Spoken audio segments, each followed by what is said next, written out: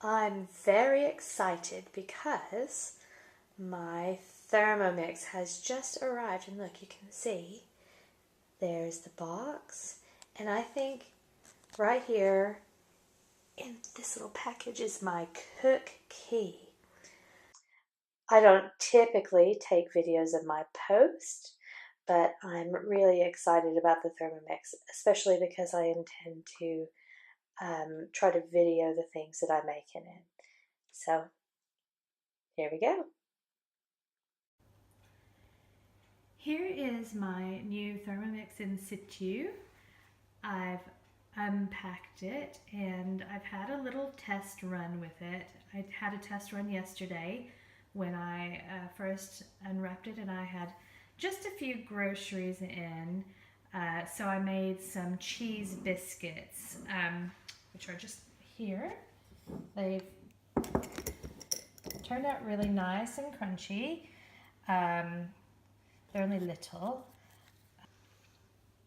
Returning to the Thermomix, it sits quite nicely on my countertop. It's quite a big item, but if you've got counter space, which I do, it takes up no more than my food processor and my bread maker did. Just to look at what this Thermomix has here. We have a measuring cup, which also acts as like a cover for when you're making things. This is the lid, and then inside there are blades.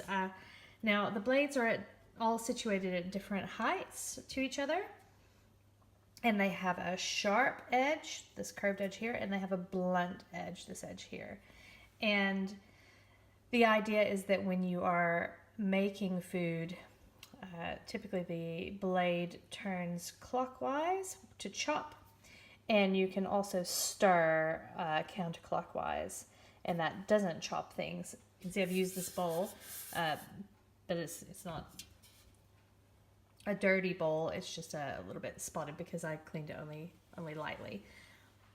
So I've got the cook key. This chip here stores lots of recipes online. I can also set up a shopping list for, like, I have a weekly planner and it emails me a shopping list.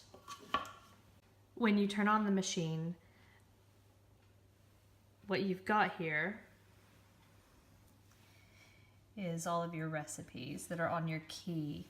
So for example, in my weekly planner for today, oh, that's tomorrow. For today, I've changed this, so I'm just going to update. It's synchronizing for me now. It's a little sound you'll get to like. For today, I'm going to be making some chocolate cookies, and later on tonight I'm going to make Moroccan lamb with couscous. And the way this works is that it guides you through, but I'm going to be doing a recipe later, and I will show you how it guides through. In addition to the bowl, which you've seen, and the measuring cup on top, the Thermomix also comes with these, and I forgot to take this whisk out.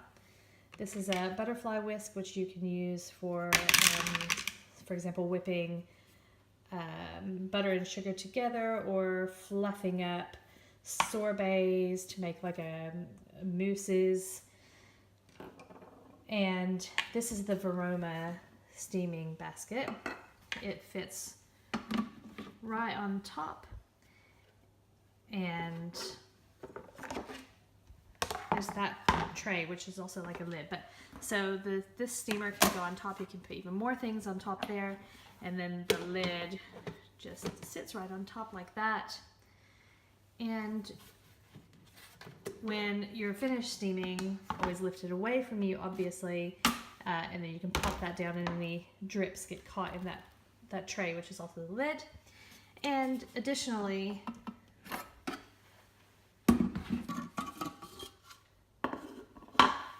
This is a steaming basket that just sits nicely on top there, which you can use for things like your hard-boiled eggs.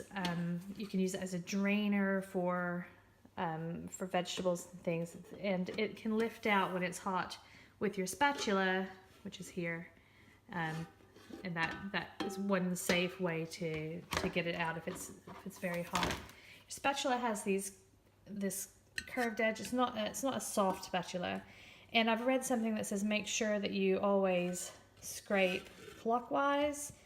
This is so your spatula doesn't encounter the sharp side of the blade on the other side. So always try to make sure that you scrape your bowl clockwise. Spatula's got a nice little feature too. It can sit on top without rolling off, and it can also go on your countertop without getting your countertop messy, and it also won't roll off because of this shape here, which is very helpful. One thing your Thermomix can't do for you is actually do your baking. So when I'm making these chocolate cookies, which I will do in a few minutes, it's going to tell me to get my ingredients ready, but also I need to have an oven, I need some baking trays and baking paper and things. Yes, your Thermomix can't do your baking, I'm afraid. The other thing the Thermomix can't do for you is chop things in chunks.